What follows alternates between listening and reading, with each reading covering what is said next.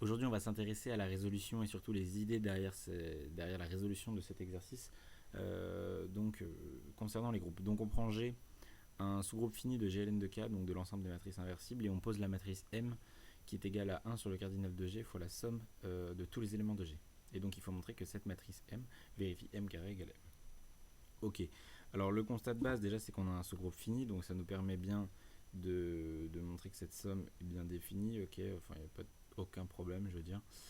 Ça fonctionne très bien. Le cardinal de G qui apparaît juste ici, et M carré égale M. Donc pour l'instant ce qu'on peut faire c'est juste mettre M au carré.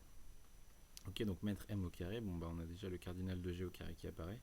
Puis ensuite on a cette somme qu'on ne sait point comment gérer, le carré de cette somme. Alors le carré de cette somme, on peut le voir par exemple si on prend x plus y fois x plus y, sachant qu'on n'a pas la commutativité donc il faut faire attention, c'est rien d'autre que x carré plus xy plus yx plus y carré. Ok, bon en fait c'est simplement en fait on fait x fois x fois y, puis ensuite y fois x et y fois x. Donc en gros chaque élément est multiplié avec tous les autres.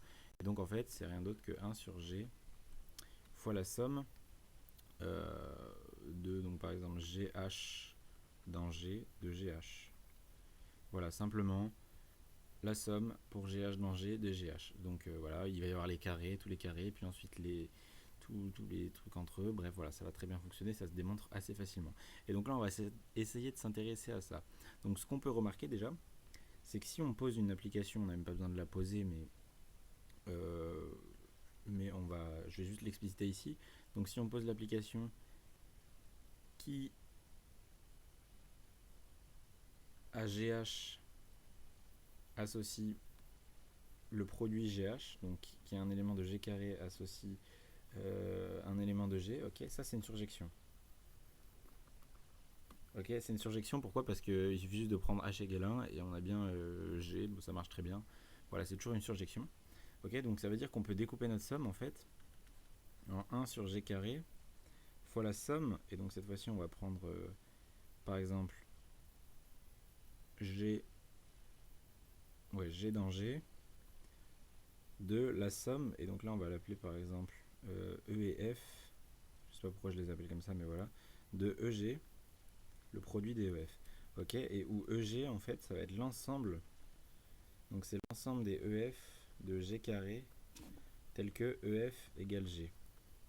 Voilà, on peut voir facilement que ça va bien fonctionner, donc on a bien la somme pour G dans G de tous les GH, en gros tous les GH qui vont être égales à un certain G. Et vu que c'est une surjection, on peut bien mettre cette somme dans G. Voilà, c'est juste une réécriture en fait, donc E fois F ici, et donc les EF on sait qu'ils sont égaux à G. Et donc on va essayer de s'amuser.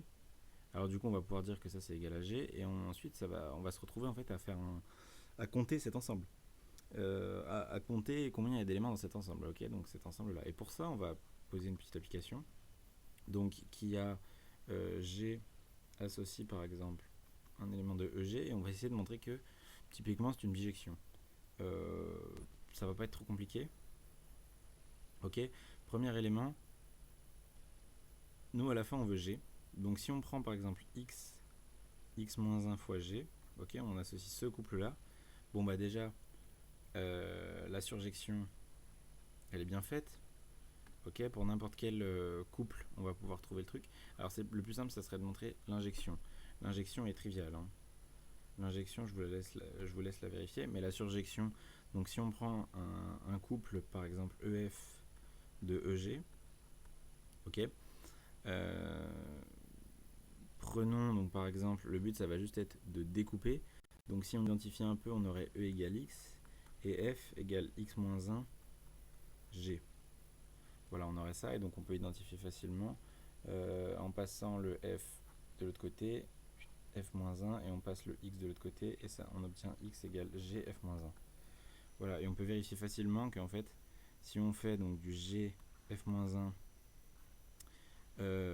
donc on vérifie, enfin phi de X est égal à GF-1, et ensuite GF-1, le tout moins 1 fois G, et bien on vérifie aussi que le produit, donc GF-1 fois celui-là, cette fois-ci GF-1 moins 1, ça fait bien 1 fois G, ce qui fait bien G. Donc ça marche très bien, aucun problème avec ça.